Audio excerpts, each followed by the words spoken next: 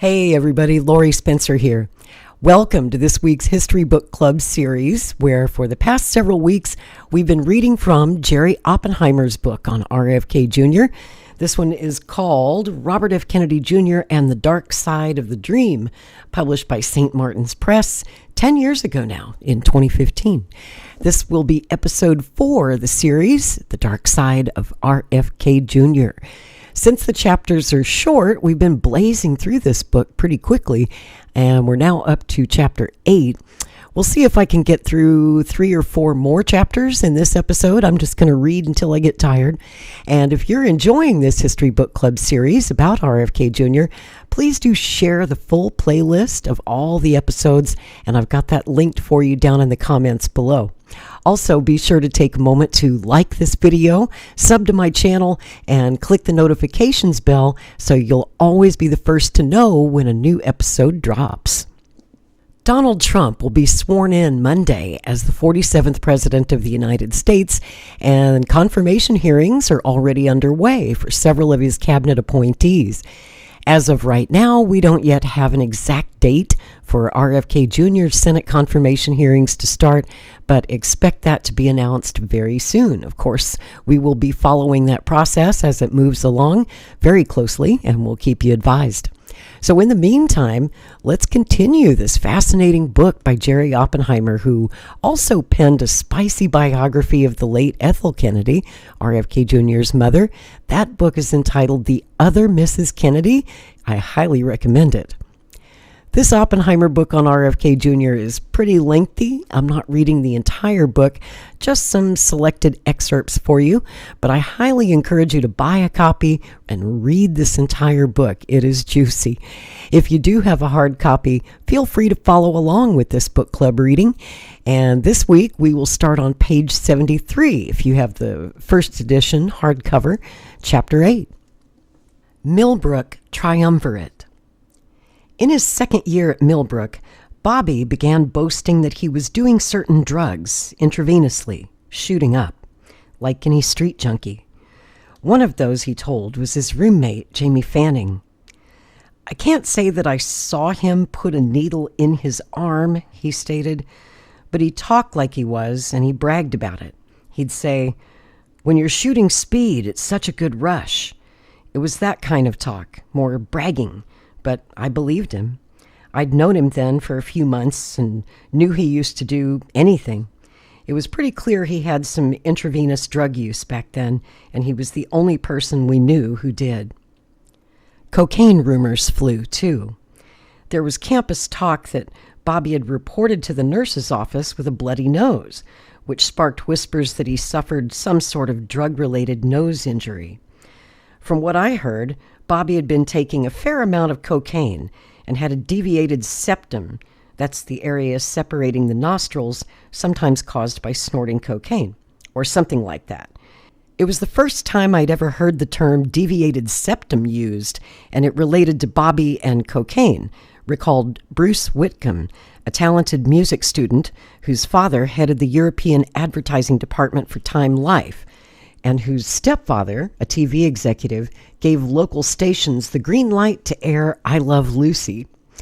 By the time the talk of cocaine and intravenous substances was in the air, there was campus chatter that Bobby Kennedy had become part of a Milbrook school triumvirate, suspected by some classmates of leaving campus and sneaking into New York City to score methamphetamine and even heroin. But, recalled a classmate, Bobby was fairly close-mouthed about what he was doing there. Bobby's confederates were Michael Parkinson, a promising artist from a well-to-do, politically connected Manhattan family, and a Philadelphia boy, Michael Amory Rivenus, I think it's Rivenus, who sported the longest hair in Bobby's class and whose father was a corporate drug executive. Parkinson, described as pretty crazy, artistic, hippie, and rich by Jamie Fanning, was one of Bobby's close bonds formed in what would be the first of his troubled, barely 2 academic years at Milbrook, during which he was required, as it was said, to repeat his sophomore year because of poor grades and unacceptable behavior. Like Bobby, Parkinson was skinny, glib, and frenetic, Both were increasingly reckless, had hyperactive and addictive personalities, and their friendship would endure into their dark adult years, a curious alliance that was tragically bound by drugs. Moreover, Parkinson had the beginnings of a debilitating mental illness that was still undiscovered or well hidden when he was at Milbrook. Bobby and Michael became very close, says Peter Parkinson, the youngest of the Parkinson siblings, who idolized his older brother. They were both interested in animals. Bobby had his falcon, and Michael had woolly monkeys at home and at school. Bobby and my brother had a lot of camaraderie. Their bond was their pets, their intelligence, and their charisma. And Michael was a very, very talented artist, and Bobby liked art.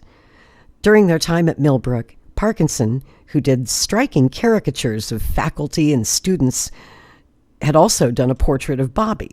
But Bobby and Parkinson also shared an interest in drugs, which Peter Parkinson noted was not the highlight of their friendship. Parkinson, his brother said, became a close family friend to the Kennedys and got to know Bobby's Uncle Teddy and his Aunt Jackie. Bobby's mother, Ethel, adored him. Because of Michael's close Kennedy ties, his brother, Peter, was enlisted by Ethel to work at the Kennedy compound in Hyannisport to help with some of the youngest of her 11 children. Parkinson was one of many young people who had usually worked for free and often were treated rudely and shabbily by Bobby's mom. Over the years, many such helpers had witnessed her bad behavior. Noelle Fell, one of a long string of secretaries who had gotten fed up and left because of Mrs. Kennedy's mistreatment, recalled how the mistress of Hickory Hill once slapped a foreign maid because she misunderstood an order.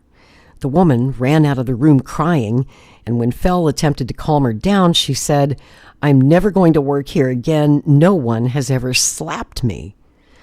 According to Bobby's classmate and friend, Scott Riviere, the incident was typical of Ethel's bizarre behavior. He was among the very few at Milbrook whom Bobby had invited home to Hickory Hill, known to those harshly treated by the RFK matriarch as Horror Hill. Riviere had platinum Washington political and society credentials. His mother, Marilyn Himes Riviere, had become a close friend of Jacqueline Lee Bouvier when she first arrived in Washington. While Bobby hadn't known Riviere before they met at Milbrook, his mother, a noted equestrian and one of America's first female helicopter pilots, and his stockbroker father had socialized at Washington parties with RFK and Ethel. When they saw them at parties, Riviere recalled, "My father said they drove him crazy, particularly RFK, because he said all he did was sit and talk about himself, and my father thought they were complete bores." The Kennedy family scenes Riviere said he witnessed during his visits with Bobby to Hickory Hill when they were both at Milbrook were still deeply disturbing to him many years later. Bobby then was very mixed up, Riviere observed. He'd been through a lot with his father's death, and his mother wasn't easy. She was pretty tough, so he was in a really tough spot. Bobby never seemed to completely relax. It was as if he had attention deficit disorder. He had this nervous energy. He was just a very lost, damaged person at a time when we were all figuring out who we were and what we were about. There were times at Hickory Hill when Riviere couldn't believe what was going on. As he later asserted, Ethel Kennedy was not the image America had of her. He had been helping Bobby build a hawk house in the Hickory Hill stables, he recalled. There were some really bad Ethel scenes. Bobby had that hyperactivity, and Ethel had that too, he said, and she couldn't control him, and that drove her crazy. She would make these threats that she was going to take all his birds away from him and close down his project. Bobby was really angry at her, and my role was to try and keep things as balanced as possible. One mother-son battle occurred just before a reporter and photographer from a major magazine, it might have been Life, were coming in to do a feature on the late RFK's family's post-assassination life at Hickory Hill. There was no way Bobby was going to sit still for it, Riviere said. And she was making all kinds of threats, and she was yelling at all of her kids and saying she didn't want any of them around her. But then the people from the magazine arrived, and all of a sudden it was all sweetness and light. Some of the saddest scenes Riviere said he witnessed at Hickory Hill involved several of Bobby's youngest siblings, Courtney, Max, and Rory, the girl born after RFK's assassination. Rory was just a baby, and Ethel had a volunteer taking care of her, and little Courtney and Max were like two lost children, he said. They would just follow me around all the time because they wanted attention from anyone, and they were just so sweet. It just killed me to go over there. I wanted to do something for them. These kids were like a lot of abandoned souls wandering around, and all these kids were so damaged. I saw the dysfunction at Hickory Hill, and whenever I was there, I just felt an overwhelming sense of sadness because there was just no one there with the kids. It was not like anything what the outside world thought. It was like everybody on the inside knew what was going on, but it wasn't public.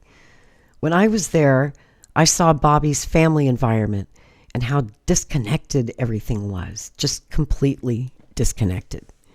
There was dog poop all over the house, and the volunteers were running around frantically, and everybody jumped when Ethel said jump, and everybody was nervous and afraid, including the kids. And then if somebody walked in whom Ethel thought was important, she'd put on a big show. Ethel had volunteers doing everything, and she didn't want to have anything to do with any of her kids. It was hard watching that. My time spent at Hickory Hill, all that did was give me insight and more compassion for Bobby. One school of thought was that it had all been different when RFK was alive and had control of the home situation, but Riviere was aware from his friend Bobby and others connected to the iconic Hickory Hill family that RFK was never home, or rarely. His life revolved around his career as Attorney General, as a senator, as a presidential candidate, and as a womanizer. As Riviere noted, Ethel was still on her own when RFK was alive. They never saw him. In October 2012, HBO aired an hour-long documentary called Ethel, which was filmed and directed by RFK and Ethel's last-born, Rory Elizabeth Catherine Kennedy, married and the mother of 3. It painted a loving portrait of Mummy, as some of her surviving children, among them Bobby, called their mother. Filmed in 2011 at the compound in Hyannisport when Ethel Kennedy was 84, it featured Bobby speaking lovingly of the happy marriage his parents had, and viewers were shown cute home movies that focused on Mrs. Kennedy's fun side. But none of the unpleasant reality, as witnessed by Scott Riviere and many others who had spent time at Hickory Hill, was depicted. The TV critic for the New York Times, Alessandra Stanley, who reviewed the film under the headline "Cheerfulness Amid Calamity," seemed to have a sense of what really went on at Hickory Hill. She described Ethel as maddeningly incomplete. Watching it, she observed, is a little like reading a classified report redacted by Dick Cheney.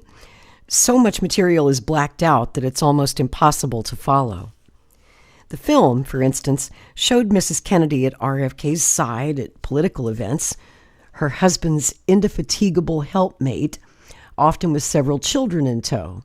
There is, noted Stanley, obviously a talent for compartmentalizing in this family, which may explain how the children of Robert Kennedy can talk blithely of periods that are imprinted in the public memory as times of calamity and also disgrace. When Scott Riviere heard about the film, he made certain to watch it because he said, "I was curious about Ethel. His view? It was well staged," he said. "Here we all are, just one big happy family." After the assassination, Ethel was under pressure from the Kennedy family, particularly her brother-in-law, Steve Smith, the Klan's icy Machiavellian controller of the exchequer, to cut back on her wild spending and downgrade her lifestyle. So she began shopping for clothing, wearing the articles, and then returning them. On one of his visits to Hickory Hill, Riviere heard angry complaints from the unpaid volunteers who were forced to participate in Mrs. Kennedy's shop return scheme, and he once was drafted himself to participate. He said she would send people who worked for her to McLean to pick up a dress for her, for trial, to buy, and then she'd wear it to a party, and then she'd return it. The shop owners would just get crazy and didn't want to have anything to do with her. I was the new person, the kid, and one of her volunteers hands me a dress and tells me to take it in and return it to the dress shop because none of the others were going to go through that humiliation again. And then, of course, I got humiliated. The first time I was at Hickory Hill, her help couldn't wait to hand me a dress and tell me where to return it. She treated the volunteers terribly. If you came to Hickory Hill, it didn't matter if you were Andy Williams, to whom Ethel had been romantically linked back then, or if you were me, just a teenager. When you walked into the house, she put you to work. The shops in McLean, Virginia, where Hickory Hill was located, weren't the only targets of Ethel Kennedy's shopping scheme. She also pulled, or tried to pull, her scam, all well documented, in such upscale Washington, D.C. stores as Bloomingdale's and Saks Fifth Avenue. One of the most blatant incidents occurred at a fancy dress shop called Saks West End in the Tony, D.C. suburb of Chevy Chase, Maryland. Ethel had picked out a $750 Oleg Cassini number and opened a house account instead of paying cash up front. A week later, the saleswoman, Jane Abraham, spotted Ethel in a newspaper photograph wearing the dress. Not long after, one of Ethel's embarrassed helpers arrived at the shop with the dress, asking to return it and seeking credit for her mistress. It was on a hanger in a plastic bag with a dry cleaner's tag attached. Abraham refused to take it back and sent a note to Hickory Hill that read, "Dear Mrs. Kennedy, I'm terribly sorry, but the dress has been altered. The dress has been cleaned, and we are not a second-hand store. If you don't care for the dress after wearing it, why don't you try selling it to the second-hand stores?" To the note and the dress, Abraham had attached the hard evidence, the newspaper photo of Ethel actually wearing the dress. She never heard again from Mrs. Kennedy. Bobby happened to be home from Milbrook on a break when his mother decided to pack up everyone and head to the Kennedy compound in Hyannisport. As the station wagon was being loaded and the younger Kennedy kids were about to be transported to the airport for a private plane flight to the Cape, Bobby's prized hawk took off and landed in a treetop on a neighboring property. Needing help to retrieve the bird, Bobby telephoned Riviere, who was staying with his mother at the chic Georgetown Inn across the Potomac in Washington. Driven to Hickory Hill by his mother's chauffeur in her Rolls-Royce, Riviere was met with what he recalled was a typical chaotic scene. Ethel had people running around and getting her ready for the trip, and Bobby was upset. He said, "You have to help me get the Falcon. I don't know what to do." But Ethel started throwing stuff at me to put in the car, and she had everyone working, and she wouldn't let Bobby get his bird down. When they left, I put on climbing spurs and climbed up to the top of the tree and got the bird. Ethel's secretary at the time, she reportedly went through a number of secretaries, was in tears that day, Riviere recalled. He said he had to follow Ethel and the others to the airport and said, "The secretary was crying and she almost went off the road, and I'm thinking, God, we're going to be in a wreck." Then Ethel realizes that this person is going to be house-sitting alone for her and be doing everything for free, and the woman is heaving and hyperventilating. And Ethel put her arms around her and said, "You know, I couldn't do without you." And then she walked up the steps and onto the plane, and now the woman is beaming because Ethel Kennedy had patted her on the head. I always had the feeling that people could put a lot of work into something for her, and then she would roar in 5 minutes later and just take everything apart. I'd never heard such blue language from Ethel as I did during that incident when they were going to Hyannisport. It was that thing she had, that sense of entitlement. Besides her use of profanity at times, Ethel Kennedy also possessed a streak of brutality. Bobby had been the brunt of it when she punished him with a hairbrush, and his cousin, Christopher Kennedy Lawford, also had been a victim of her abuse. Lawford didn't much care for the Big E, as she was called behind her back, and thought of her as volatile and a very big presence in the clan, way bigger than her 5 feet and 4 inches. He might have felt negatively towards her because of her treatment of him when he was just a kid, often kicking him out at the Hyannisport house for not standing up when she came into a room, behavior that he noted didn't happen when his uncle RFK was alive, but became endemic after he died. The punishment for egregious crimes could be worse, he said. That was underscored for Lawford after he once told a childish, naughty joke, and she came towards him, quote, tackling me and pummeling me. The most severe incident, however, was when she caught him having a physical altercation with her son, David. As Lawford told it, she grabbed my hand with such force that she broke my thumb with a snap. Chapter 9. Friends Die. Michael Rivenus, the other member of Bobby's druggy Milbrook triumvirate, along with Michael Parkinson, was described as an edgy kid who fought against school rules, such as the long line he was forced to stand in at breakfast while attendance was checked. His protest was to not eat, but rather to stand there and drink a can of Coca-Cola. Rivenus actually grew his own marijuana near his home in Philadelphia's exclusive Chestnut Hill section, oddly enough with the consent of his father, Francis Marco Rivenus, who ran one of the world's largest drug companies at the time, Smith, Kline, and French Laboratories, later GlaxoSmithKline Corporation. The senior Rivenus gave classes on conservation and was something of an eccentric who, wearing old clothes, was often spotted cleaning graffiti off buildings and litter from the streets. My father felt that he would rather Michael grow marijuana than buy it, so he used to grow it between the rows of my father's corn patch in Chestnut Hill, says Mark Rivenus, one of the 6 siblings of Michael, who was the youngest. It was almost like he smoked pot because he grew pot. It's almost like he had to harvest his crop. Michael was one of those kinds of people who, if he took something on, like smoking marijuana, then he had to grow his own. So he was a farmer who smoked pot.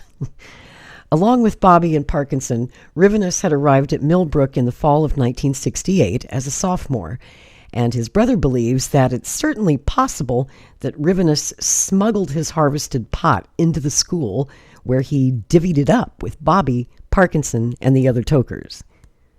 High most of the time, Rivenus hated Milbrook and stayed for just a year before returning home. But during that time, he and Parkinson were among the very few in Bobby's small magic circle who were invited to the Kennedy compound in Hyannisport, where they would party and get stoned. Michael became such a close friend of Robert's that he'd go to the Kennedy compound, where he had a wonderful time and kind of regaled us with stories of the Kennedy elders, recounted Mark Rivenus decades later. Most of the senior members of the Kennedy family were there one Thanksgiving or Christmas, and for Michael to be in contact with those people and welcomed into the clan was just kind of fun, being around this family that had such an incredible impact on American life. Here he was, just a young kid who happened to go to a school where one of their offspring happened to be, and all of a sudden he was mixing with them and shaking hands with Teddy Kennedy. Michael would return home to Chestnut Hill, happily boasting to everyone about his close Kennedy ties, telling neighbors of the Rivenus family, "Oh, you have the exact same dishwasher the Kennedys have." They were duly impressed. In reality, young Rivenus did not enjoy such a warm and cozy relationship with America's royal family. It's clear that there were drugs related to Michael's relationship with Robert Jr.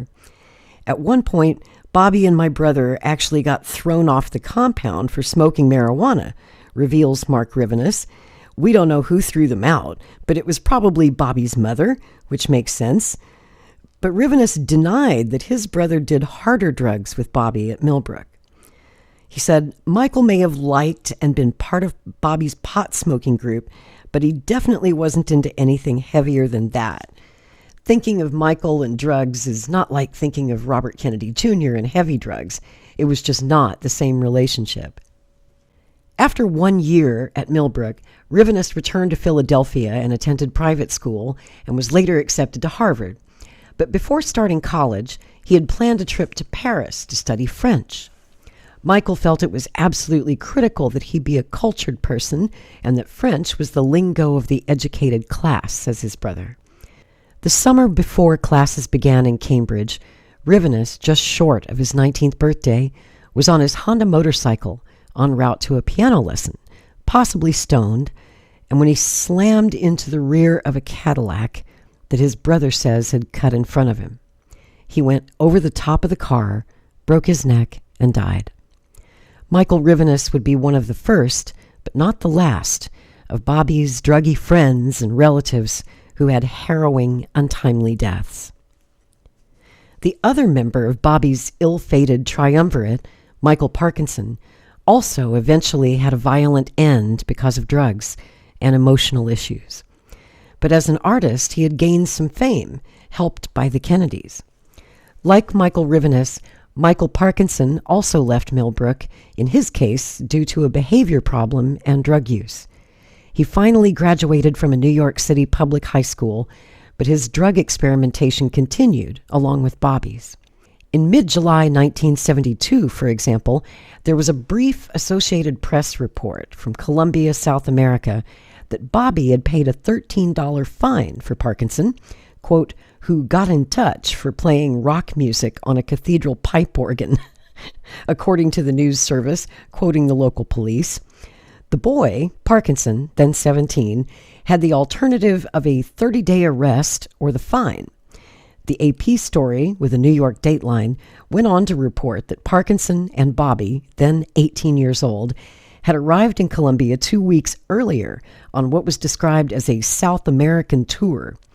Witnesses reported Parkinson went into the local cathedral during Mass and without authorization started to play rock and roll music on the pipe organ.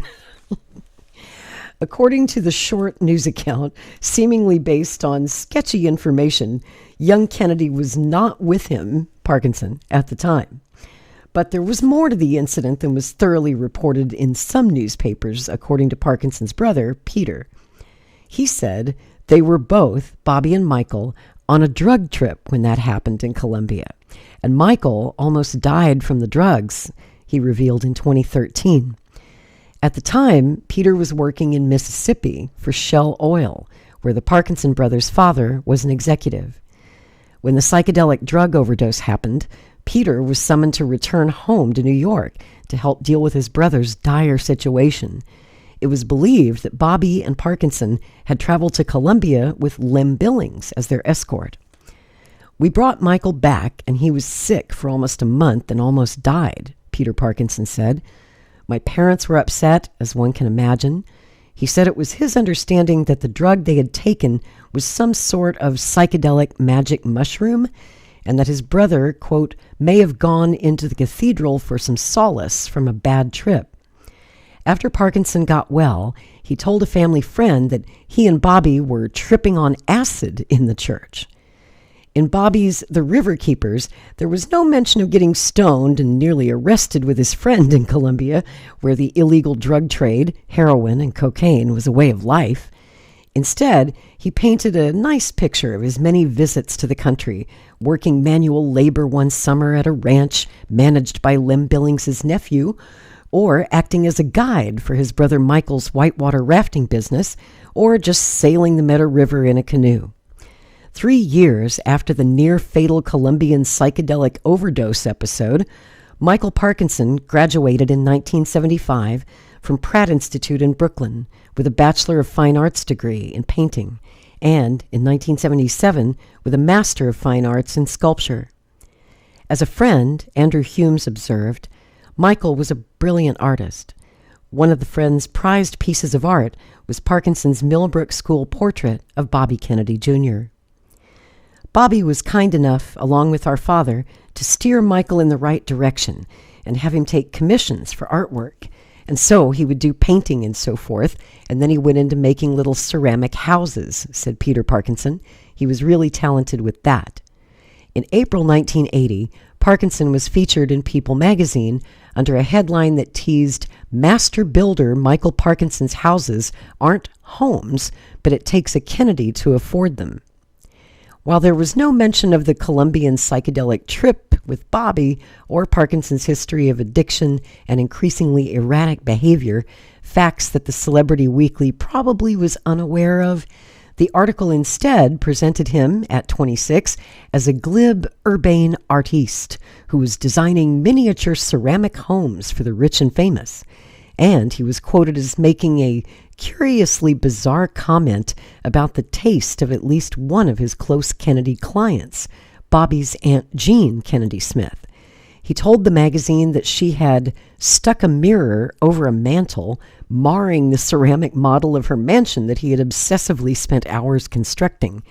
A typical case of Kennedy tackiness, he was quoted as muttering. The article noted that the Kennedys are used to his biting comments and pointed out Ethel Kennedy has known Michael since he was a schoolboy, palling around with young David and Bobby Jr. It was Bobby who commissioned Parkinson to do 2 of his earliest works, and other members of the family were soon weighing in with their orders.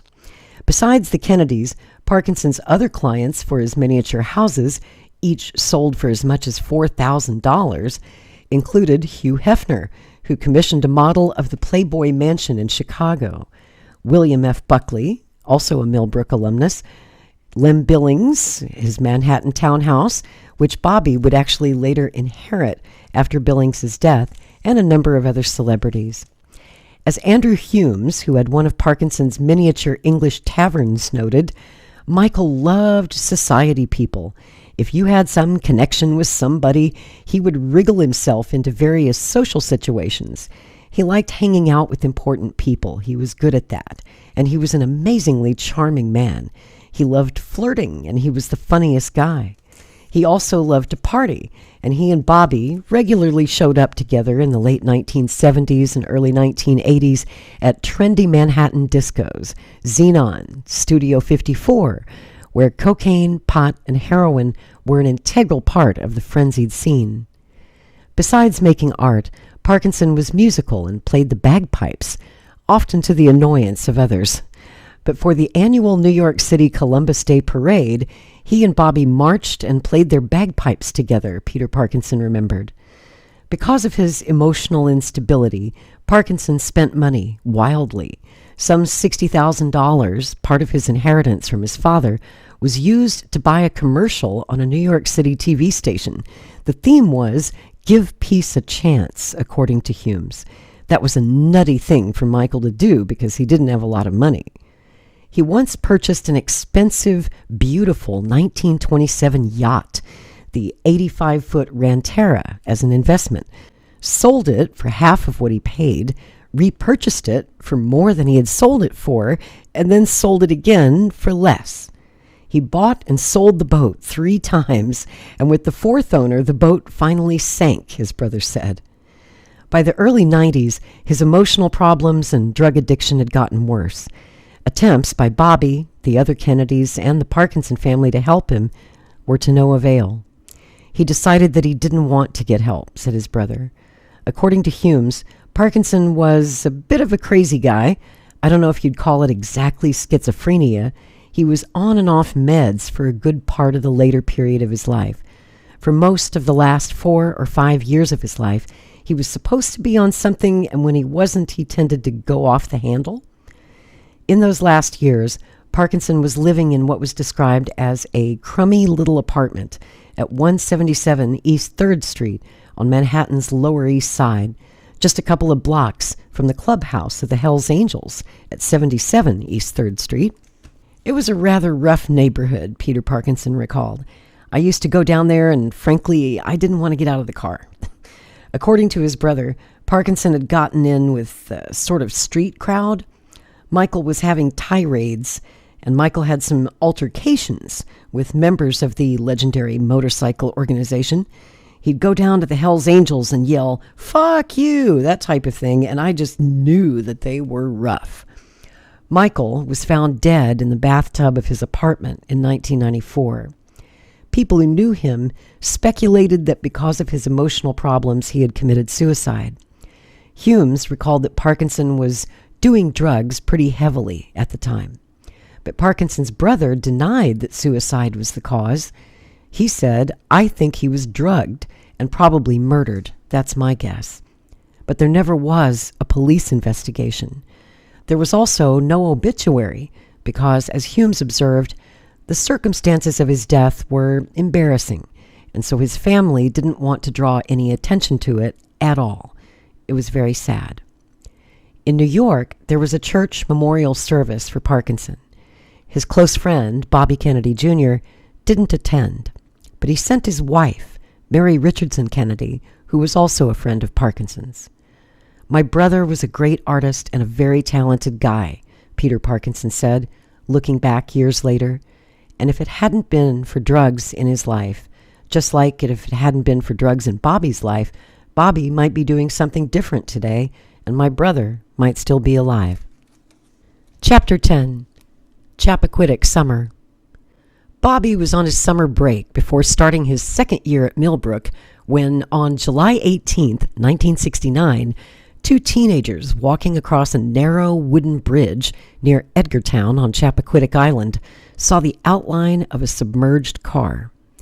Edgartown's police chief, Dominic Arena, arrived at the scene, dove in, and spotted a 1967 black Oldsmobile in the murky water. A diver from the fire department went down and surfaced with the license plate number L78207. Arena ran the plate. The owner's name and address was a shocker. Edward M. Kennedy, room 2400 JFK Building, Government Center, Boston, Massachusetts. His immediate thought was that Teddy Kennedy had drowned. Yet another tragedy on the heels of his brother RFK's murder 13 months earlier. But inside the sunken sedan was the body of a lone young woman, Mary Jo Kopechne, a pretty, petite blonde whose 29th birthday was just a week away. Her body was in a state of rigor mortis, and it was clear from her position that she had made a desperate attempt to escape before she drowned. Arena's instant reaction? "Thank God it isn't one of the Klan." Mary Jo Kopechne had been close to RFK and Ethel for some 5 years. In 1964, she had been hired as a secretary in Bobby's father's Senate office. She'd spent time at Hickory Hill and particularly liked young Bobby. At the Virginia homestead, she had typed RFK's anti-Vietnam War speech, had even helped phrase his presidential announcement, and during the campaign, she was one of the Boiler Room Girls, a small group of trusted staffers who compiled voter data. And now she was dead, after attending a reunion-like party in Edgartown of the Boiler Room Girls and other RFK campaign workers. Less known was that she was there at the invitation of Bobby's Uncle Ted, married, father of 3, a presidential contender in the hearts and minds of many who had invited her to the 46th Annual Edgartown Yacht Club Regatta. The day the scandal broke, Bobby's mother, Ethel, had made an appearance at the opening of the first Connecticut Special Olympics, the family's favorite charity. Back at the compound, where the Klan and top advisors had gathered to deal with the scandal, Ethel couldn't process any of it, a family friend recalled. Here was a woman who was still in a state of shock over the death of her husband, who had lost control of her children, and now the man who she was relying on to keep her on steady ground, the only shoulder she had to lean on, seemed to be self-destructing before her eyes. Meanwhile, the widow, always the most loyal of the Kennedy women next to Rose, was called into action, telephoning high-powered Washington friends to get involved in what many soon came to believe was a cover-up, involving Senator Kennedy's questionable actions in the death of Mary Jo Kopechne. Ethel was also ordered to call the Kopechnes to tell them that she and her brother-in-law would be at Mary Jo's funeral.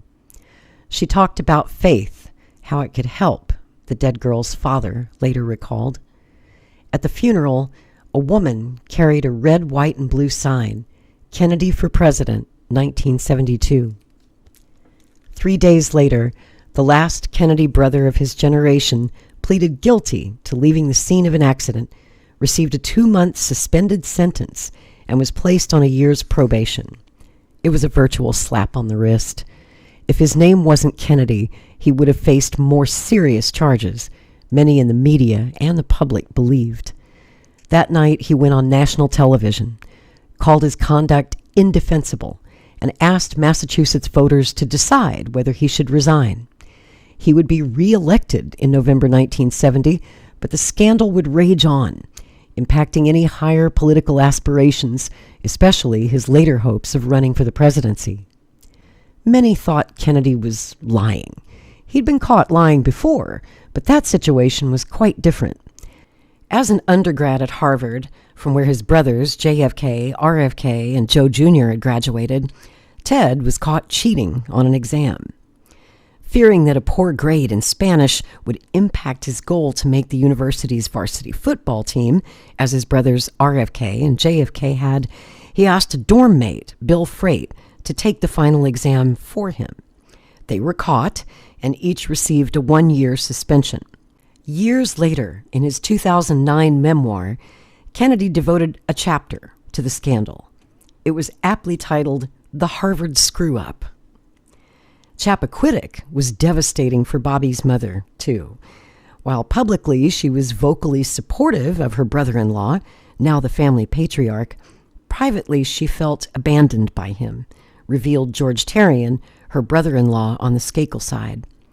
She had a lot of anger, he said, anger towards Ted, anger towards Bobby for dying, and anger towards her sons.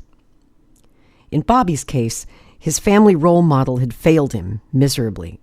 When he returned to Milbrook for his second turbulent year, a classmate recalled him muttering, "My uncle is a major asshole getting caught like he did." In addition to the Trevor Zoo, where young Bobby spent most of his free time, Milbrook also had an actual observatory. So we conjured up an astronomical oddity, said one of his classmates. Bobby was singled out just by virtue of who he was, but not always, such as when he got in trouble for desecrating the sanctity of the white-steepled Milbrook Chapel by inviting girls there, supposedly for sexual purposes. Early on, in the tradition of his Kennedy male elders, Bobby, who was then only a sophomore at Milbrook, was already earning a reputation as a Casanova of sorts. While Milbrook was an all-boys school back then, girls were sneaking on campus to meet the cute Kennedy scion as if he were a rock star, and there were girls bussed in from fancy finishing schools for school dances who were drawn to him because of his famous name and seeming celebrity status. And Bobby, a full-fledged Kennedy, took advantage of the situation. As his classmate Brian Carroll observed years later, Bobby preyed on visiting girls like a hawk on mice. His roommate, Jamie Fanning, said, "I didn't think of Bobby as physically attractive, but he had that bad boy twinkle in his eye that a lot of girls like. He talked about girls in twisted, sick ways, discussing oral sex, him on them, that none of us had ever tried or even conceived of at the time." Christopher West, Brian Carroll's roommate, asserted that when Milbrook had dances, quote, Bobby had women hanging all over him. The girls literally jumped all over him. And he used to take the girls over to the chapel, and it was very quiet over there, let's put it that way. Along with being a quiet place to have a liaison with a liberated 60s co-ed on the night of a weekend dance, the chapel had an added perk. Well hidden inside one of the organ pipes was a stash of primo marijuana. During his secret explorations of the chapel, presumably for various nefarious purposes, Bobby had discovered a set of stairs behind the altar that offered access to a very private attic-like space above the vaulted ceiling, a perfect place to bring a girl, or to smoke, or to do both. He had once brought his roommate, Fanning, up there, and while walking around, Bobby had put his foot through the chapel's ceiling plaster. The damage was visible for months from the pews below. At church on Sunday, I can remember looking up and thinking, there's that freaking hole. Bobby was a little klutzy, always leaping before he looked, always charging into trouble. But the chapel was a good hiding spot to take girls. By the middle of Bobby's second year at Milbrook, around January 1970, he was placed on a secret short list of students considered too difficult to remain enrolled. His behavior, particularly his drug use, had the administration concerned that if something happened to the young Kennedy, such as an overdose or worse, all hell would come down on the school and tarnish its reputation. Peter Cole, who taught English and had gotten to know Bobby, said it was generalized knowledge among the faculty that a number of the students were using drugs, and that Bobby had later been identified as one of them. We as faculty members all seemed to have this awareness of Bobby's behavior and were totally unable to do anything about it, Cole asserted years later. We did catch him, finally, and he was going to get tossed, but I felt sorry for the kid who I knew back then. I tended not to blame him, as maybe I should have, for his drug misdeeds. I just think he had a need for close companionship, and maybe the people supplying the drugs, or buying the drugs, provided it. While Wright was preparing to begin his regime at Milbrook, Neil Howard contacted him, expressing his concerns about Bobby's behavior and the drugs. Quote, Neil asked me what my opinion was about retaining Bobby Kennedy, and I said, in my opinion, I think you ought to let him go, recalled Wright years later. Neil told me that he was considering expelling Bobby because he'd been using and providing drugs. I don't recall what kind of drugs it was, but Neil had quite a list of problems involving Bobby and felt that Bobby had a reputation for breaking the rules. It seemed to be the feeling that Bobby, as a Kennedy, felt he was above the law, that he was arrogant, and that he could do what he wanted and get away with it. With Wright's support, Howard decided to quietly expel Bobby and contacted Bobby's surrogate father, Lem Billings, to inform him of the decision. Wright also had a meeting with Billings face-to-face. Bobby's departure was already a fait accompli when I met Billings, and he didn't try to change anybody's minds. He accepted it. Wright said he never heard from Bobby's mother after the decision was made to boot her son. Peter Cole recalled that before the decision was finally made, Milbrook's administration was, quote, bending over backwards to protect Bobby and keep him in. I don't think they felt any joy in showing him the door. We didn't dwell on it after he left, and the administration quite rightly didn't publicize it. The decision to expel Bobby from Milbrook, the school from which he later indicated in his book The River Keepers he had graduated, was kept very hush-hush, recalled the music teacher, James Hedgick. There was never any kind of disciplinary hearing or anything like that. He was just here and gone. There was no gnashing of teeth and sobbing in the context of his leaving. It didn't come as a big surprise. Among the faculty, there may have been a collective sigh of relief, given the culture of those times, because things with Bobby would only have escalated, and the attitude was, okay, he's now the next school's problem. One would have thought Bobby's embarrassing expulsion would have spelled the end of his relationship with Milbrook School, but curiously, he was invited back as the honored commencement speaker for the class of 1998, and he was even billed as a Milbrook alumnus class of 72. It was not pointed out that he had never actually graduated. While on campus for his much ballyhooed commencement speech, he visited with his goddaughter, Zoe Haydock, who was in the class of 2000. In 2010, Milbrook School avidly promoted a speaking engagement Bobby had at the Carey Institute of Ecosystem Studies, a not-for-profit environmental organization in Milbrook. The school's pitch for getting people to come hear him praised the once-banished druggie as a resolute defender of the environment and noted that Time magazine had named him one of the heroes for the planet. Milbrook teachers and students who knew Bobby back in the day when he was getting stoned and chasing rats with his falcon among a pile of cow carcasses got a chuckle out of the fact that their alma mater kept the Kennedy scion's expulsion a secret and welcomed him back into the fold. In James Hedgeck's view, quote, having a Kennedy speak was just a way to burnish Milbrook's image. It's salesmanship. Chapter 11, Pot Bust. On August 9th, 1970, the New York Times published an op-ed piece in which it questioned the disproportionate number of young people who were being arrested in marijuana-related cases. It noted that teenagers like blacks and Puerto Ricans of any age had fewer civil rights, especially if they had shaggy long hair and dressed like hippies, and asserted that law enforcement officers were wont to roust and harass them. Written by Tom Buckley, a top New York Times man, citing, quote, some observers, the piece claimed that cops were overzealous in pursuing otherwise law-abiding pot smokers because of their dislike of the lifestyle it exemplifies, which is often associated with anti-war and civil rights protests, loud rock music, sexual freedom, and what is described as a disrespect for law and order, rather than to the seriousness of the act itself, unquote.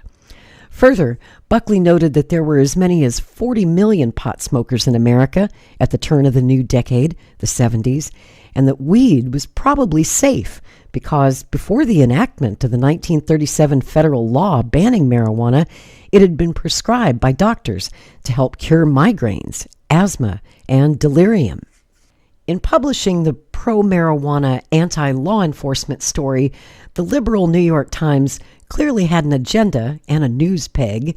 Just days before the story ran in the Old Gray Lady, two cousins named Bobby Kennedy Jr. and Bobby Sargent Shriver III, Eunice Kennedy Shriver's son, both of them 16, had been hauled into juvenile court in the town of Barnstable on the Cape on charges of marijuana possession. Bobby's arrest, his first but not his last for drugs, came less than 2 months after he was quietly expelled from Milbrook because of his drug involvement, but that humiliation clearly hadn't given him second thoughts, nor apparently did it cause the Kennedy family, especially his mother, to get him any professional help. Perhaps, like so many of the Kennedys, he and she felt above the law. The events leading to the bust were linked to Bobby's gang, the Hyannisport Terrors, and a member of that troublemaking crew, a cab driver in his early 20s who sported a beard and went by the name of Andy Mose. A decade or so later, Shriver, recalling what happened, claimed that on July 10, 1970, Mose had asked him and Bobby for marijuana so that he and his girlfriend could get high and have sex, and offered to pay them $10 for a single joint. That's a lot for a single joint. Shriver and Bobby, although both heirs to the Kennedy fortune, jumped at the money. Ethel and her children were having dinner with the Shrivers on the Cape on August 5th, when the police showed up with warrants and told the Kennedy widow and her brother-in-law, Sergeant Shriver, the former U.S. ambassador to France under JFK, oops, the author made a mistake. He was actually ambassador to France under LBJ, not JFK. He headed up the Peace Corps under JFK. Anyway, sorry, I had to point that out. That's an error that the editors of the book obviously did not catch. So the police told them that Mose was actually a cop working undercover narcotics, and the boys were being charged with possession with a scheduled court hearing the next day. Furious, Bobby's mother chased Bobby out of the Shriver home, pushed him into the bushes, and yelled, "You've dragged your family's name through the mud," both cousins later claimed. At the time, Bobby's right wrist was in a cast. He had fallen and injured it a few months earlier when he tried to rescue his falcon, which had flown into a tree. On August the 6th, the arrest hit the front pages of newspapers worldwide. Robert Kennedy Jr. and cousin, Shriver's son, in marijuana case, declared the page one New York Times story in a 2-column spread. Anything the Kennedys did, especially of a scandalous nature, was media fodder. The arrest of RFK's teenage namesake involving drugs, coming so soon after the assassination, Ted Kennedy's Chappaquiddick affair and Jackie's shocking marriage to Aristotle Onassis had triggered yet another media circus. Bobby's uncle Ted had flown in from his Senate office in Washington to give his troubled nephew moral support, but he refused to comment to reporters who had met him at the airport at Warwick, Rhode Island, en route to the Kennedy compound. There was speculation at the time that the arrest of his nephews was timed to embarrass him as he prepared for re-election. Sergeant Shriver, campaigning for Democratic candidates, told reporters that Bobby, his son, quote, has never been involved in any such situation before, and we trust he never will be again. We are deeply distressed to learn that he has been charged with the possession of marijuana last month in Hyannis. If he has done anything wrong, we are sure he will make reparations in a manly and courageous manner. We love him, and for all his 16 years, he has been a joy and a pride to us. We will help him in every way to reestablish his sense of responsibility for himself and for others, his dedication to high ideals, his personal self-confidence and dignity. Young people today are being subjected to the most profound temptations and stresses. We ask for human understanding of our son's plight, and we pray that God will help him. Apparently, his famous father was unaware of the fact that Bobby Shriver had previously smoked marijuana at his fancy boarding school, Exeter, as he tried to keep up with his Kennedy cousins, Ethel's kid in particular. She issued the requisite concerned parent statement through a family spokesman, and presumably drafted by one of the family's lawyers. Quote, "This is, of course, a matter for the authorities to decide," she stated, "but Bobby is a fine boy, and we have always been proud of him. I will stand by him." She had already decided, however, that once that legal matter was resolved, she was going to kick Bobby out on his ear again.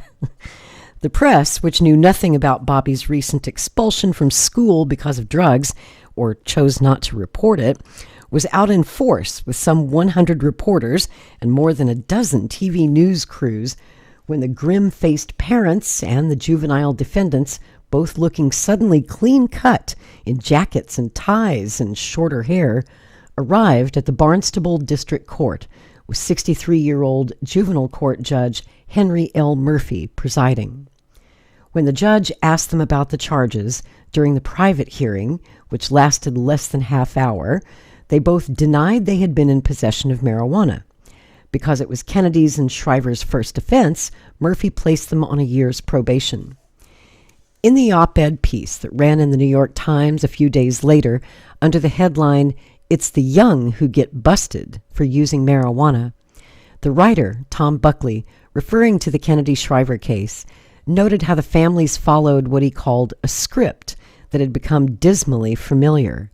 The youngster gets a haircut, changes to his only suit of square clothes, looking as frail and naive as young Shriver, for example, and he and his parents then face the television cameras to ask for understanding and to promise to try to do something about the drug menace.